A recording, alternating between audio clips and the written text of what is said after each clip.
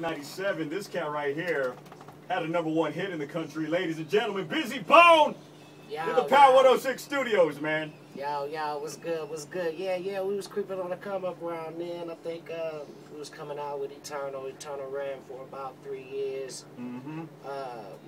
Still getting over the death of young Eazy-E and the new regime change that came in up under Ruthless Records. Blah, blah, blah, you know what I mean? But yeah, definitely was a very good year for hip-hop, you know. Pac passed away, Big passed away, E passed away. You know, The Rock was starting to come up. You know, Jigga Man came out like in '98, you know what I'm saying, and stuff, you know what I'm saying? And, you know what I mean, I put out my record in '98, my solo record. You know, Flesh put out his first 2 solo records first, so I came out the box second. Hit #3 on the Billboard, hit platinum, you know, real nice, successful thing. I sued everybody, you know what I'm saying, to get my solo rights, man. Yeah, you know, you gotta be able to stand on your own as a man. We was already $500 million in. Right. So, you know what I mean? So, yeah, man, '97 was a good year, man. It was a year before I went and got my solo rights and just went and did my thing. And, you know, a lot of people thought it was turmoil in the Bone Thug crew, but I didn't really want to blame them for what the business people was doing, or, you know, if they doing shows. I didn't really want to knock they hustle and be like, yeah, I ain't going to be there, yeah, I ain't going to be there. And then, you know, knock some of the fans that wanted to come out there and see Bone all together, and always thought the fellas could hold it down themselves. So, you know, it's basically how I get down. You know, just a cool dude. Right, absolutely. Now, not a lot of people, if any, maybe not even a handful of artists, can say that they've collaborated with 3 of the biggest names in hip-hop, all deceased. I mean, Tupac, of course, I'm a hardcore Eazy-E fan, so even before Bone Thugs and Harmony came up, I was, you know, listening to the Eazy-E, you know, got grounded on the Bone Thugs and Harmony. You got the Notorious Thugs. Now, nobody nowadays can say that they've collaborated with the 3 biggest names in hip-hop, man. Now, how was that, you know, saying that you're one of the few who've done that? Well, you know, it's a really cool thing because we collaborated with them while they was there. So it is a true collaboration, you know. We kind of like one of the only groups that could really collab, not picking sides, you know, not picking sides. You want to close that door for me, brother? Not picking sides, like not going, you know, one way or the other. We could do something with Pac, we could do something with Big while they was at war, while the East Coast, West Coast beef was going on, and not really have to be subjugated to be, well, they on this side or they on that side. So that was really cool. You know, of course, with Eazy-E, and, you know, I knew Big Pun. He was a real close friend of mine. You know, I let him hear my record before anybody heard it. He loved it. All his Triple Sec brothers loved it. You know, Fat Joe is my homie. You know, Method Man, that's my dude. Quick, Cat Williams, Snoop, all of them, man. Dre. I heard Eminem before he came out. You know, I told Dre, the dude is really cool. He got some skills and all of that. So, you know what I'm saying? That's how we do it, man. It's just a beautiful thing. Beautiful thing. Now, one of the hardest videos of hip-hop, and I'm not trying to stroke your ego, probably one of my favorite Bone Thugs and Harmony joints is For the Love of Money. I mean, I remember the box back in the day. Guys, remember the box? Oh, yeah. I remember I probably called a few times, like, okay, you know, trying to punch in the video for the Love of Money, man. I mean, you're big status in hip hop now. Being that you're in the 505 tonight, what can they expect from your show? Oh, well, you know, they can expect a very good time. You know, a nice, energetic show. You know what I mean? We give about an hour-and-a-half set. You know, we get up there, we try to give them as much energy as we can, give them what they want to hear.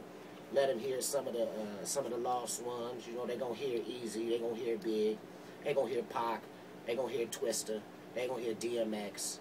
You know, they're going to hear that. You know what I mean? For the Love of Money was a major song for us. You know what I mean? Because Eazy, actually, who was singing that was Jewel, who was with Death Row before she was with them.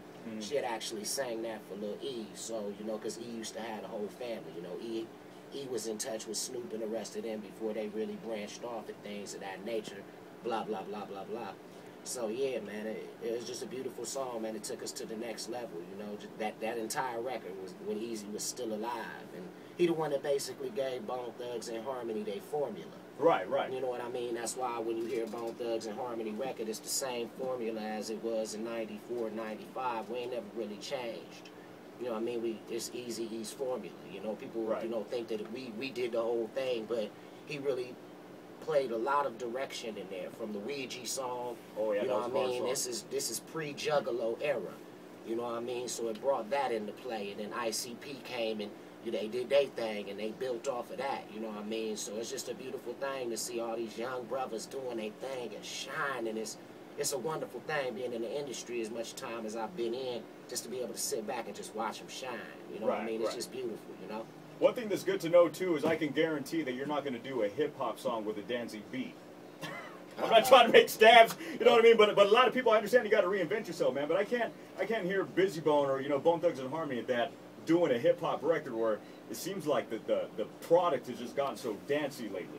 I mean, well, you know, it just depends on what they do with it. You know, sometimes when you do a song, people get to conform to what you do. When they ask for a Bizzy Bone guest appearance, they formulate what they're going to do around it. Just like when I'm doing it, when Drake is doing an appearance with me and Crave for our new upcoming thing that we doing, you know, we going to let him take charge and, you know, go with his. You know, he do the singing and the rapping thing. So it just depends on how good an artist is, and, you know, hopefully they not real gimmicky or none of that. You know what I mean? So if they not like that and they know original raw hip-hop, then they going to be good. But, brother, the show tonight, One Up, nightclub, what? All right, so bundles, tickets are available. Go jump on the mic, dog.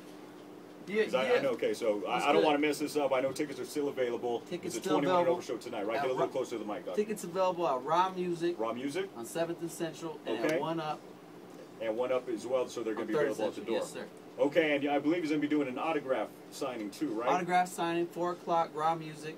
Everybody come check it out. Bizzy's going to be in the building. He's here. You know? He's here. Yeah, He's here. I'm looking at him right now. You know what I'm saying? He's in the Power Studio, man. So once again, a big pleasure, man. Now, as far as, you know, your Facebook, Twitter, man, you want to plug that really quick so people can know what's going on with Bizzy? Let me go ahead and tell them right now. I'm not on Facebook at all. I'm not on Twitter at all. Bizzy don't do that. Keeping it OG, keeping it OG. I mean, I have so many Facebook pages and so many Twitter pages. It is totally amazing to me because I'm not one of them. And it's cool because, you know, it's like, you know, in one aspect you could say, you know, people keeping your name out there. And you want to keep positivity about whatever you're doing, but that ain't me. You know what I mean? You want to catch me, you can catch me, you know what I mean, in one of these shows or something because I travel all around New Mexico, you know what I mean, all around the West Coast, East Coast, down south, Midwest, Mountain Time, you know what I mean, definitely. But I got to give a shout out to Fat Fish Records. I got to, you know what I mean, the Bundles, the Billionaire, Albuquerque Custom Tent, of course. You know what I'm saying? I got to give shout out to Channels 27, Truth, 505 Live, you know what I mean? So before we get up out of here, but I really hope everybody come out and enjoy themselves and make it home safely. We're going to have a good time tonight. We're going to have a good time tonight. My show ain't like everybody else's show. I'm going to give you something to think about, and you're going to hear what I'm thinking. You ain't just going to hear my words. You're going to hear what I'm thinking. It's going to be a real show that's going to touch your inner cortex, and that's the difference in me and everybody else. That's it right there, man. Once again, a pleasure. Bizzy Bone in the Power 6.3 Studios. Now, as you guys are driving in your car, we're going to do a back-of-the-day double play and of course, showing our respect to Bone Thugs and Harmony. It's coming up here at 3:30 right here on Power 106.3 today and back in the day. Power 106. Was that live? That was a hell yeah, boy. Glad I ain't cussed. You killed that. I was trying my best not to cuss. You want to see my living room like shit. That was the first one. Hey, can we get some pics, bro?